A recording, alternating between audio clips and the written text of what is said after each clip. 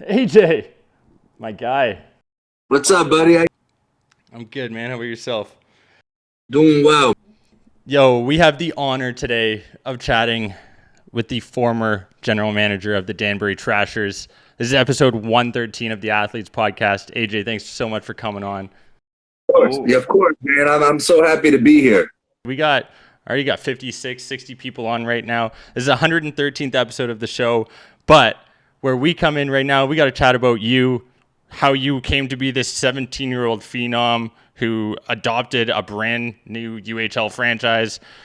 You and your dad started just running through the Danbury, Connecticut area, bringing hockey and the sport to that area. And maybe let's just start by having you dive into your story, the Netflix special, how it came to be this incredible kind of phenomenon around the sport of hockey. And then I'll ask some questions, dig some dirt, see if you've got any Canadian slang that'll make you laugh, and we'll go from there. Hey, I have been learning some Canadian slang. I was with a couple buddies in Vegas last week, and that subject came up, like Toronto slang and stuff. So I'm learning a little bit. I'm dealing with a lot of Canadians now again, so I had to get some updated slang. So I'm excited. It's pretty crazy, like the change. And Vegas is something I wanted to talk about. Obviously, the All-Star game this past weekend was fun. Maybe let's start there. How was Biz? Was he going crazy after you gifted him a couple jerseys? Him and the boys, rear ad I saw was fired up. They were all buzzing around the whole weekend. Maybe start there. What was the past weekend like? And then we'll dive in. Yeah, it was amazing. You gotta, what I try to explain to people is, this documentary came out 6 months ago. And, we're talking, 2021 at the time. And I had been out of the loop with hockey altogether since like 2006. So, to be honest and blunt with you, I mean, I didn't really know much about Spit and Chicklets. I didn't know the guys. I didn't really understand how big they were in the hockey world. And, man, I've kind of been getting back in the loop, with the who's who and the what's what of hockey and hockey media. So, I didn't really realize when I did the podcast with them, months ago, how big of a deal they really are. So, obviously I learned that in the interim, and when I was able to go out and see them in Vegas, it was a great time, man. They're all real great, humble guys, and we had a really good time. It's I'm jealous. I wish I was down there. I saw you guys were out on they're playing some road hockey in that Spit and Chicklets Cup. Sorry. Let's dive into it though, because I think one of the interesting parts from that documentary, for those who haven't seen it, highly recommend going watching it on Netflix. Incredible. That whole Untold docuseries is phenomenal. But yours in particular is interesting. As a freshman, 17 years old, you get injured playing hockey. You can't actually continue to play the sport. Your dad's like, let's make something happen. Ends up buying you a team one day, just lets you know.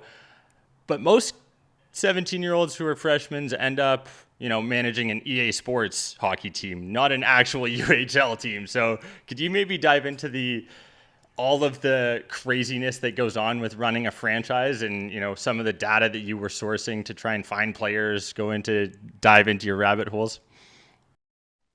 Man, I mean, literally my only job training up until that point was EA Sports. You know what I mean? And it was like playing video games, and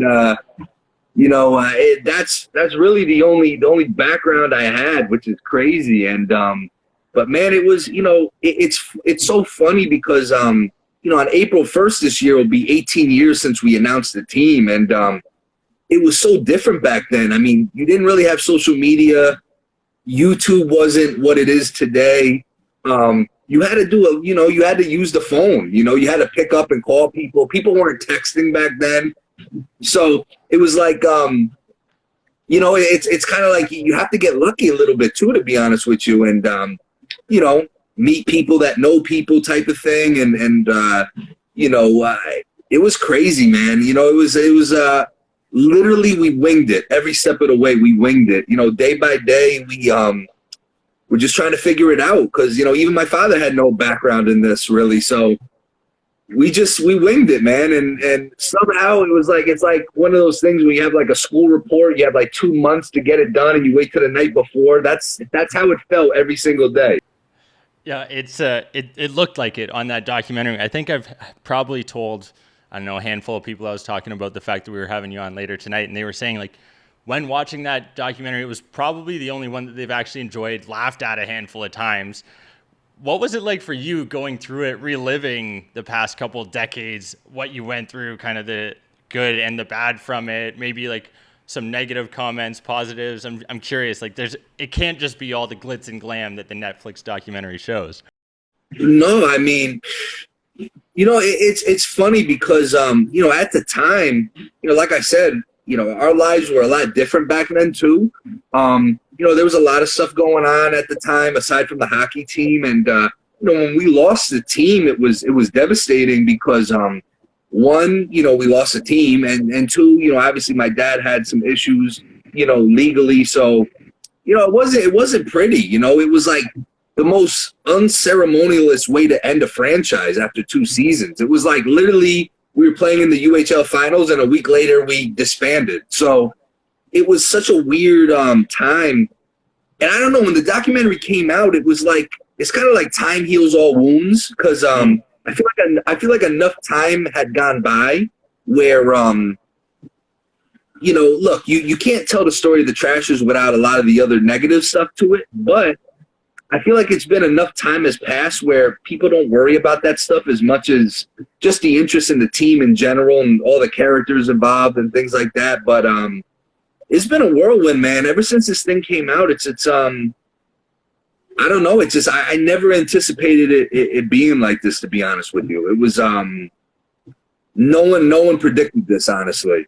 Yeah, you probably weren't expecting to be featured on SportsCenter, having full stadiums. Like, man, what you were able to do in that short period of time between, I think it was like October 15th, 2003 or whatever that date was, and like you literally were selling out tickets to minor league hockey games and like generating insane amounts of people on a daily, weekly basis, like scalping tickets. That just doesn't happen even at the NHL level in some capacities. And now you were able to do that. It's a testament to your marketing abilities. I heard there was rumblings even now. I saw there was a little report talking about a potential battle of the hockey enforcers coming back to Edmonton. You want to maybe touch on that? Is that a little sneak peek, inside scoop there? You want to share some light? Yeah, I mean, it's man, it's funny. Like life goes full circle sometimes. Like I said, in 2006 when we lost the team, I was basically done with hockey. I stopped following it. I stopped watching it. Totally like fell off the face of the earth with hockey, and it's weird because like I remember the first time I heard about the Battle of the Hockey Enforcers that happened in '06 up in Prince George. I remember hearing about it around the All-Star break of our second season because a lot of, some of our tough guys were interested in doing it in the off season, the way to generate some income in the off season, this and that.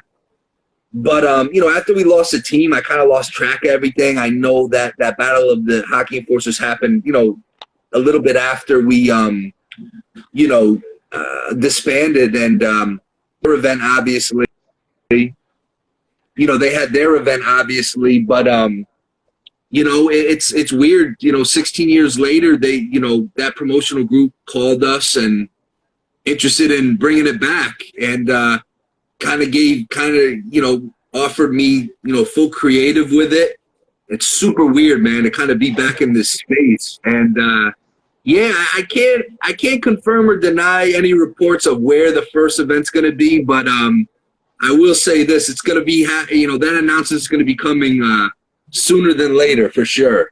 Okay. We'll leave a little cliffhanger. We gave him enough. Peel back the onion a bit. I also have seen like some crazy people wearing your gear, Loud Luxury, Tyson Fury, like what you've been able to build as far as a brand is concerned around the Bad Boys Club. You've got some Chell boys who are interested in throwing on the gear. Like, did you have any idea that it was going to be possible when you started this, when you were gifted this franchise? Like, because obviously you've put the right steps in place to see success. And even though it was only 2 years really at the beginning, it's now been a couple decades where this is starting to benefit. People still want to be wearing the gear, the merchandise. Like, I don't know. I'm curious from the legacy standpoint. Like, you've obviously been able to build brands and see them grow long term.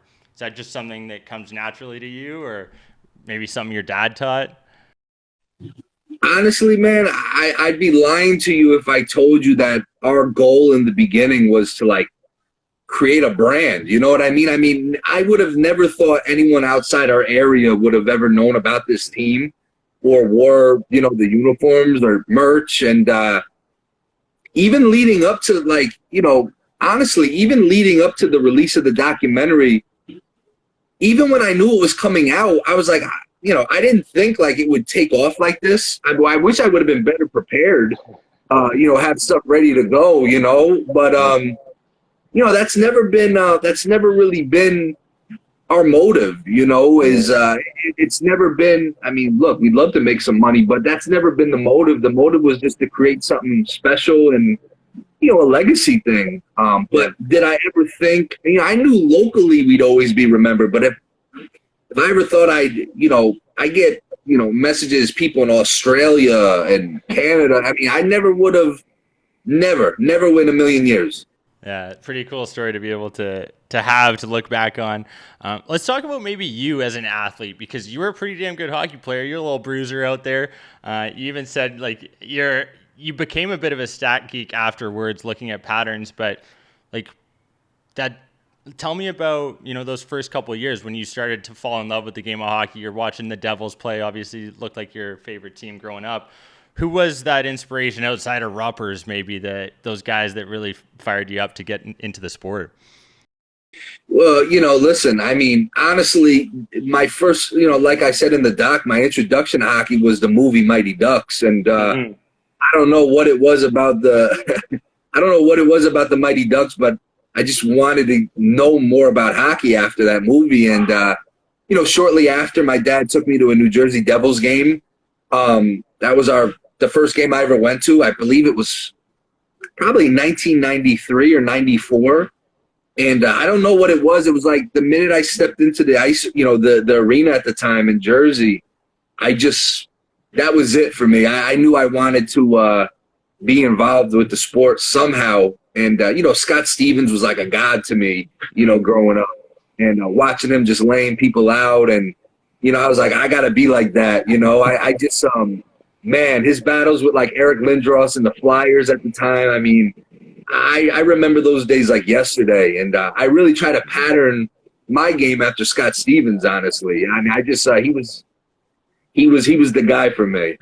Well, and you mentioned the Flyers. I feel like that's who you tried to emulate when you were building the Trashers going in. You're like, hey, we're going to be the meanest team on the ice, and we're not going to let anyone push us around. Um, when you talk about like the athletes that you were recruiting, you kind of had a little bit of an unfair advantage. You know, in EA Sports, you've got your salary cap. You had your dad's back pocket, a couple extra dollars going out there. Like, did you feel like you had a slight advantage, or was that just like, hey, you know what, I'm using the resources I have available to me right now, and I'm gonna go out and find my crown jewel, one-eyed Willie, or find those other stories? Was that just how it was and how you were going with it? I'm going to tell you, like I've told everyone else, I never dealt with the money. I don't know what guys got paid. My job was, I was just starting pitcher. My job was to get it to the closer, which was my dad, you know, however he closed the deal, that's his business. My job was to kind of set it all up. And, you know, my job was to sell him on players and who's who, what's what. And what he did from there is only he knows. I don't know. For all I know, they were making $50 a week. I have no idea. So, you Yeah. know, but no, listen, I mean, honestly, you know, the reality is this, you know, we, you know, obviously I knew guys were probably getting paid a little bit more than usual.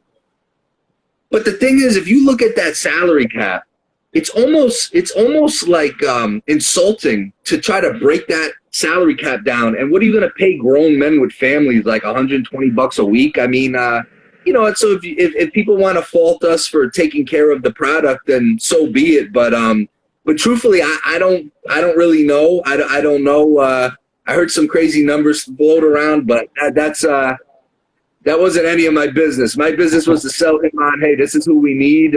This is why it fits. Yeah, hey, you were developing business, as they say, right? That's all that matters, and you did a good job with that. You were able to recruit a Gretzky, obviously getting Rupp. Like, was there one guy you maybe couldn't get after that lockout, or one guy that you were like, oh, I wish. I know Avery was brought up at times, but like anyone else that you had your eyes on that, like based on that data, that you were really liking and wanted to get on the Trashers? Listen, I mean, you started the interview to say, I mean, I wanted, when the lockout became official, to be blunt with you, I wanted to put together like a fantasy team. And honestly, my goal was, even if it was for a game, we tried to get Donald Brashear, Georges Larac, some of the major heavies. And you know what? We're like, if we could just get some of these big guys, you know, just the photo op for one game would have been worth it. Yeah. It would have been a complete waste of money because, frankly, no one was going to fight those guys. But it would have just the optics would have been insane. Mm-hmm. But no, I mean, you know, when the lockout became official, you know, we started looking at the local teams to us. You know, the New York-based teams, Boston. And we were looking at like those mid-level guys that were looking to stay in shape, make a few dollars. And, man, we looked at a bunch of guys. But, you know, Mike Rupp was just like a favorite to me at the time, you know, being a Devils fan. And, you know, the year and a half before I was watching them win the Stanley Cup for the Devils. And, you know, so definitely, I mean, listen, my job was to put the best team together. If that means it was all NHLers, so be it. You know, I didn't feel bad about it. But, yeah, it definitely – it's funny. I talked to Georges Larac a few months ago, and he said, man, if I knew I would have been on Netflix one day, I probably would have came. So I said, hey, George, you snooze, you lose, buddy. But, you know. Hey, well, that comes down to, like, your ability and, like, foresight into, hey, this is what could be happening. This is what we're doing. And you had a special thing going. You had – literally North America on your back at one point. They were so amped up. It was pretty incredible. For those joining on Insta Live, this is the first time we were doing a Athletes Podcast Live, AJ. So big shout outs to you for accommodating the tech difficulties. But we're going to answer some questions below as well. So Jordan's going to snag any if we find some good ones in there below. But really curious from you now, like when you were building this team, you're going through your like late teens, and how are you trying to take a step back and like mentally be like, I'm on center stage, I'm going up on Sports Center, they're talking about me as a potential like GM moving forward. They're like, you don't want to even consider the fact that it could be something as a career long term. You're like, man, I'm a freshman in school, I just want to focus, have fun. And that's what you were doing. Like, it was crazy. I mean, what was the shift like from people prior to that treating you to after becoming Trashers GM, getting out on that ice sheet, pumping up the crowd? Like, was there a specific change in how people were treating you, or was that all the same because of the family dynamic? Honestly, man, you know, that's a good question. Honestly, like I didn't really see a shift in how people treated me. Because I didn't really change as a person. You know, people saw me around town, you know, at the mall or wherever, at a restaurant. I really didn't change who I was. But, you know, it's so weird because I look back now as a 35-year-old and I look back now and I'm like, my God, that's crazy what we were doing. But at the time, bro, to be honest with you, when you're in the moment, I'm not really thinking about it, you know? I mean, it's just, I know now at 35, this is not a normal situation. Mm-hmm. But it sounds weird, but it just became so normal, you know what I'm saying? And for sure. I was just trying to put it, you know, do my job, put in work and see what comes of it, you know what I mean? But I wasn't really thinking of it. I wasn't thinking like long term. You know, I wasn't thinking like, oh, maybe I could be a GM in the NHL. I really wasn't thinking of anything. I was just doing things. And, you know, our team in general, we were just winging it, bro. I mean, it sounds crazy, but it was, you know, we were literally just winging things. Yeah, it was just incredible to see what was able to be done in those 2 years in such a short amount of time. And, you know, it's super normal childhood growing up, having The Rock and a bunch of other WWF people show up at your 10th-year-old birthday. Like, you want to shine some light on that, what that experience is like looking back now at 35, what that when trying to wrap your head around that? Yeah, man. I mean, wrestling was my first love. You know, even before hockey, wrestling was like my first love. You know, I thought I was going to be a wrestler.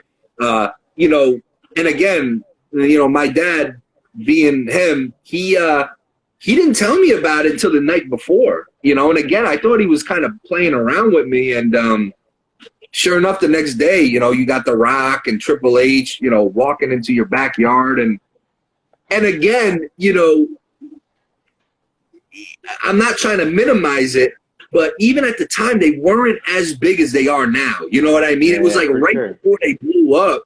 So it's even more special to me because it's like, it was kind of like when they were mid-level guys, and then they just took off after that. I mean, The Rock is the, you know, biggest movie star in the world. You know, Triple H, you know, China. I mean, it was surreal, man. You know, especially being a wrestling fan, it was crazy. Yeah, that would have been something else, to say the least. We got a question from the audience. D Kerrigan _4 asked if you get tired of all the hockey talk questions, or do you feel happy to be involved again? Listen, man, like I told you before we started, like, I remember a time when no one wanted to talk with me. You know what I mean? And like, you know, when I was a young kid trying to, you know, get the Trasher name out there, you know, no one, you know, not a lot of people took me serious. When I got involved with boxing 11 years ago, nobody wanted to talk to me or give me a chance. So, you know, I feel like I owe it to people who want to talk. Yeah, I'm always open to talk, man. You know, I've been, frankly, even before Netflix, I've been talking about this for majority of my life. You know, every week I meet somebody, they talk to me about the team, but no, man, I don't really get sick of it, man. It means a lot. It's such a humbling experience for me. Crestwood 308 is asking if you sell Trashers merch at your gym. Little plug here. No, not right now, but it's getting to the point where I'm gonna need, especially locally, I'm gonna need like a physical place for people to go. So many people like walk in here and look for it, and you know, right now it's just online, but you know, it's getting to the point where, you know, there might be a select places around the country where you can get Trasher merch physically, but yeah, man, it's been crazy. I didn't think I'd be selling merch, and you know, my living room looked like a UPS delivery service one day. I mean, it was it's crazy, man. It's crazy. So one of the things that we do on the Athletes Podcast is ask, like, if there's any regrets, changes you would have made. Our goal is to educate and entertain the next generation of athletes. I'm curious from you, you get on this high, 17, 18, 19 years old. You've got SportsCenter coming. You're a national celebrity, arguably. The city of Danbury loves you.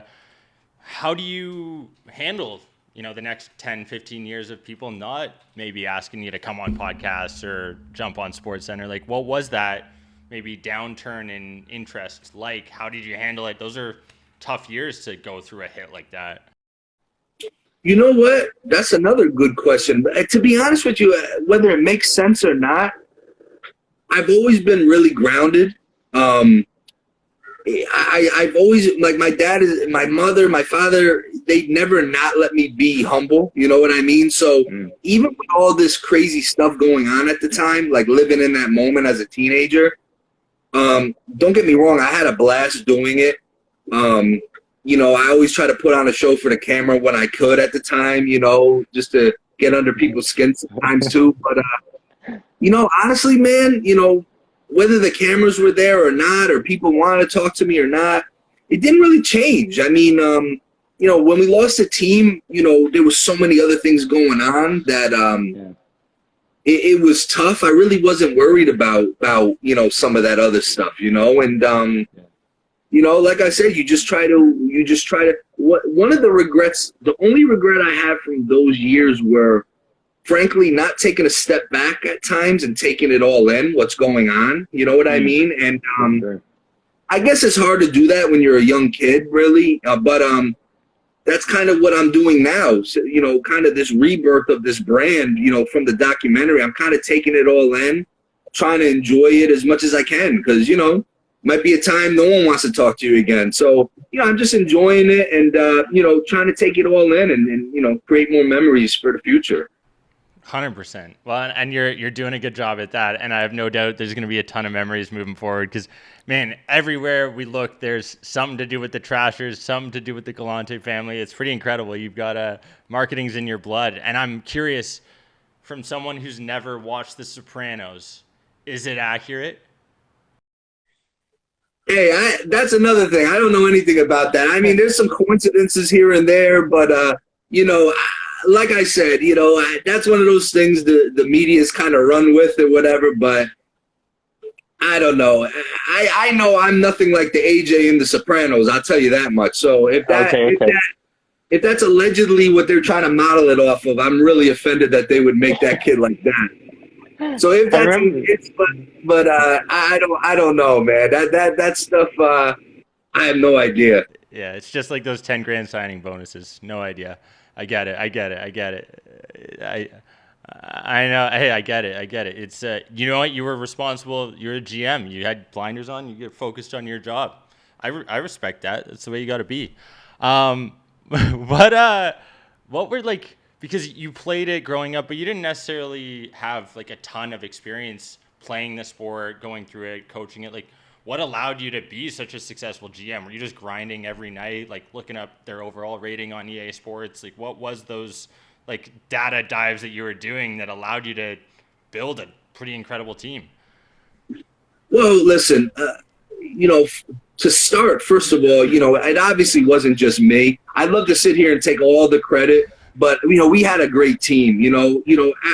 Especially after a few months of the first season, people started to see that we were for real and we were serious. You start working with scouts and agents, and you develop your front office basically. I mean, it wasn't a real structured front office, but we had people we worked with, and so it definitely wasn't just me. We just had a great team, and you know what, man? Honestly, it's not even about how smart you are or what you know or don't know. We just had a good chemistry. I think everyone on the team, whether they were on the ice or off the ice, anyone with our team, they kind of they bought into what we were trying to do. It's like I said, man, you don't have to be the smartest guy or the richest guy or this or that. If you have a team where everyone is kind of, it's never going to be perfect, but if you have everyone on the same mindset, the same goals, everyone's kind of, paddling the same direction, it makes it a lot easier. So, we just, maybe it was just the way we structured it. Maybe it was luck. I don't know. But we just always had a team that for the most part was going in the same direction. And that just makes things so much easier.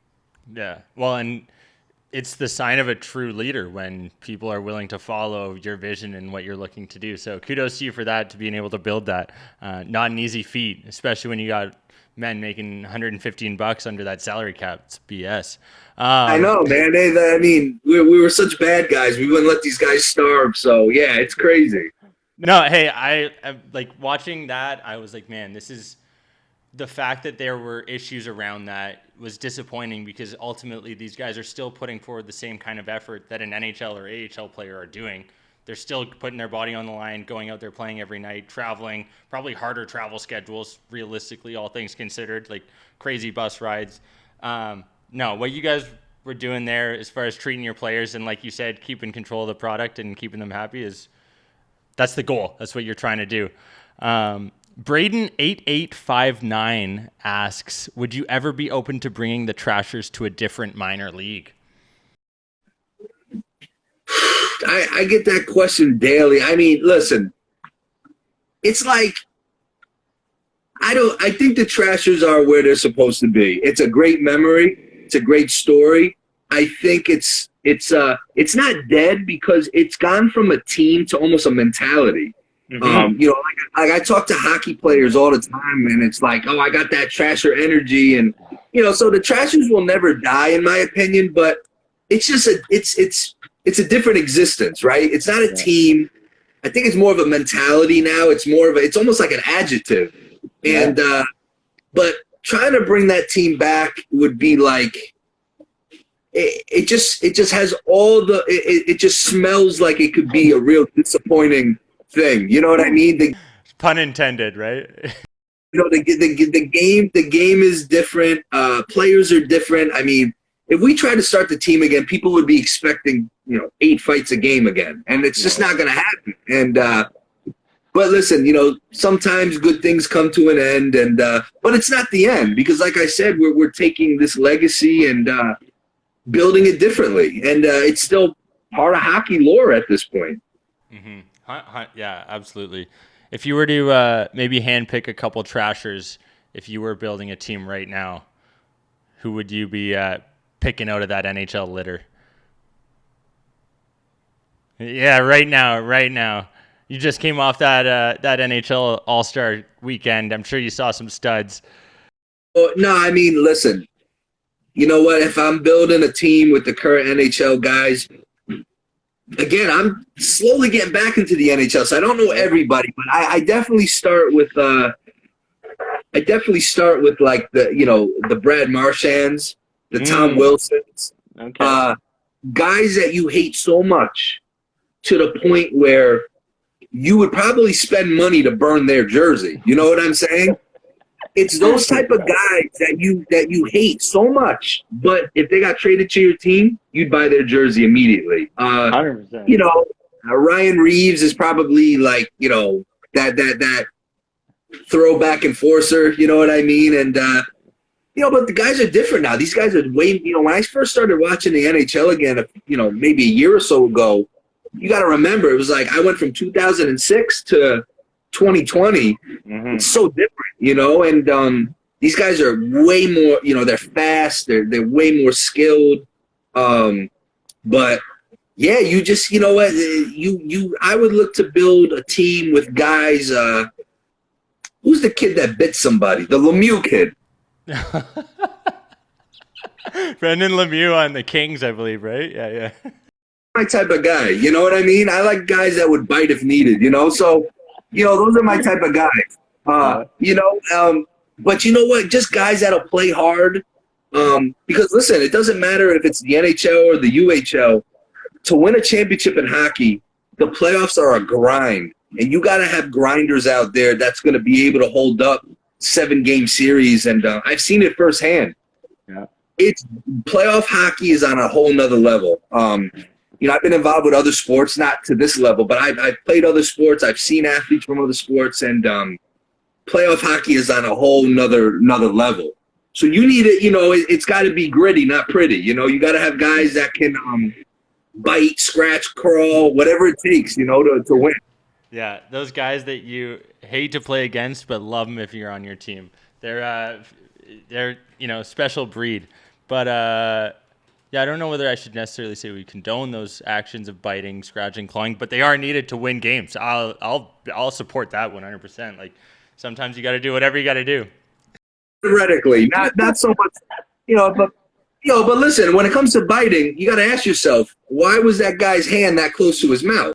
Hey, any guy's putting his fingers right down my throat, I'm making sure they don't go any farther.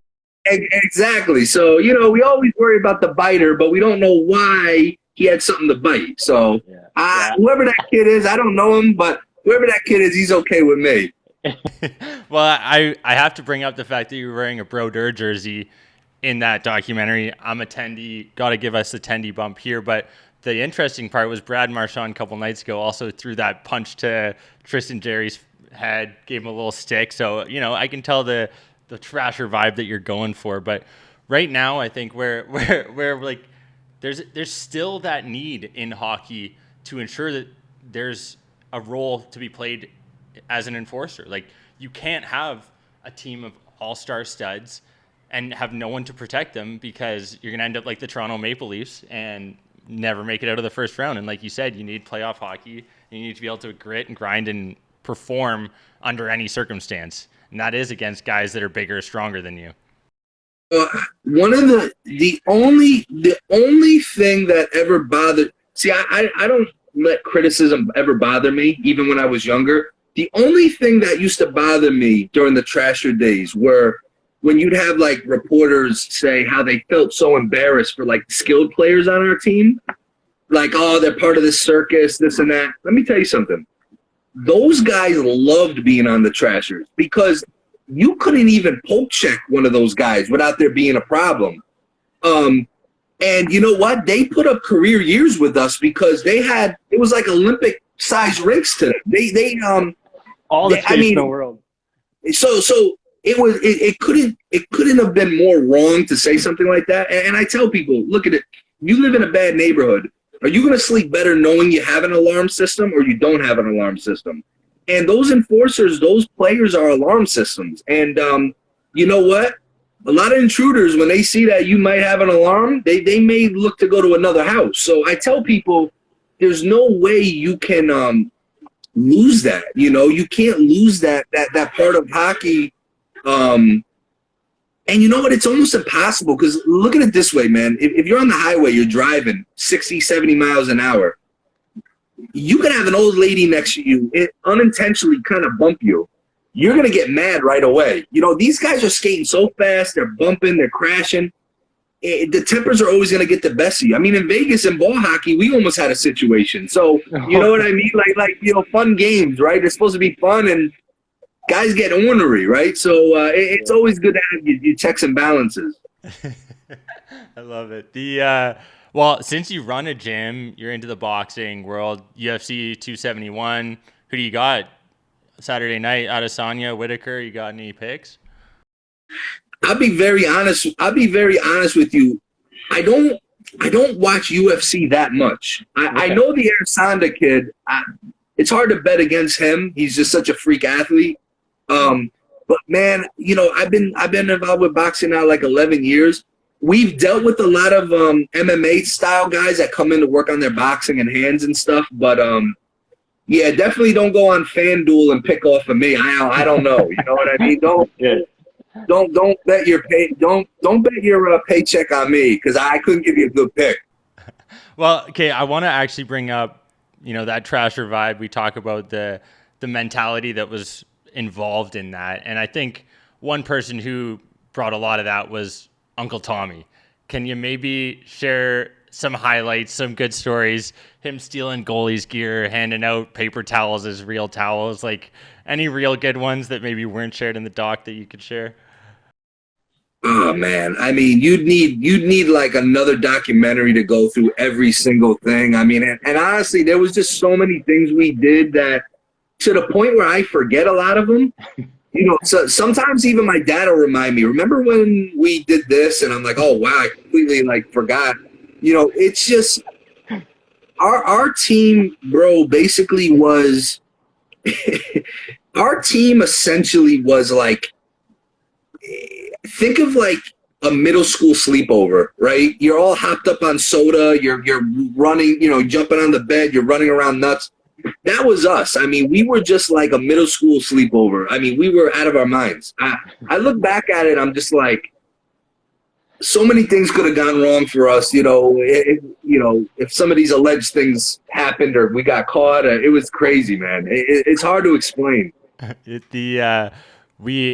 think we're gonna probably shut this in a couple minutes here, but we've got a couple more questions coming in through Insta, and one of them I saw from Wasabi. I don't know, Jordan, you can correct me on the Wasabi's last name, but he was saying that you guys need a community barbecue in Danbury to put together to get the Trashers united again. Anything on the works? Is that something that could happen post-COVID?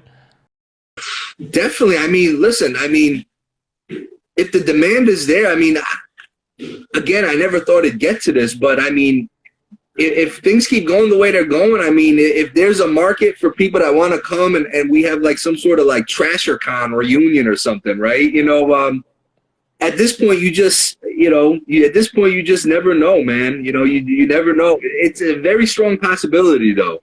I love it. Wasabi_Manny. Thank you for that question. Yeah, well, hey, we're going to be traveling around. So if there's a Danbury Trasher community event, we're coming. We're going to make sure. The way we kind of wrap up every episode on the show here is asking our guest athlete, whoever comes on, essentially what their biggest piece of advice to that next generation of athletes would be, coming from someone who's played the sport, who's managed athletes in the sport, who's worked with a ton of individuals. getting them into the door onto the sport? Like, how would you share your knowledge with the next generation of athletes? You know, in terms of being an athlete, I would say that there's just work. You know, I don't worry about posting your workouts on Instagram or, you know, today it's like 9 out of 10 boxers that come in here, that's all they're worried about is where their camera's placed. Just work. The cream always rises to the top. You know, will beats skill. In terms of like managing, you know, listen, say what you mean and mean what you say. You know what? At the end of the day, it's nice to have allegedly, you know, cash and duffel bags and all that. But if you're a scumbag person, it won't matter. You know what I mean? If you treat people well, maybe it'll come back and bite you where, you know, maybe they'll turn on you or something like that. But you say what you mean what you say, do right by people. And for the most part, it's clear sailing. You know, you just you got to treat people, you know, that's your product. You got to treat it right. Like you said at the beginning of the documentary, you got to loyal to the soil and don't stab anyone in the back. Oh, yeah. No, definitely. You know what? It doesn't matter what sport. It doesn't matter what business. Anything you're involved with in life is always a small world. And you know what? The backs you step on today could be connected to the ass you got to kiss tomorrow. So, you know, you got to be careful how you treat people, man, because I tell you what, I've seen it happen to other people. Karma's a funny thing, man. I'm a firm believer in it. Yeah, it's so true. AJ, I can't thank you enough for sharing these past 42 and a half minutes with us, answering some questions from the audience. Do you have, where can people find you on social media? And if there's another question that comes in, we'll answer it. But where can people find you? What should we be looking out for in the next couple weeks as far as Trasher or AJ Galante is concerned? Well, you know what, man? I'm like an 80-year-old man. I don't have a personal Instagram or Twitter, so it's all Trashers. You know, at DB Trashers. Or if you're really that bored, go to at Champs Danbury. That's my gym page. And yeah, man, that's really it. I mean, we do. I can say within the next 2 weeks, we got a new merch drop coming with the Trashers, jerseys, more jerseys, some like zip up hoodies and stuff. And yeah, man, it's you know, taking it one day at a time. And but yeah, we got some fire coming out. I love that. Well, we'll have to replace this Linden jersey with a Trashers one in the coming weeks, and I love it. Hey, AJ, I appreciate your time. I hope you have a great rest of your day. Thanks for coming on the 113th episode of the Athletes Podcast, man. All right, man. Wishing you guys 113 more. Thank you, guys.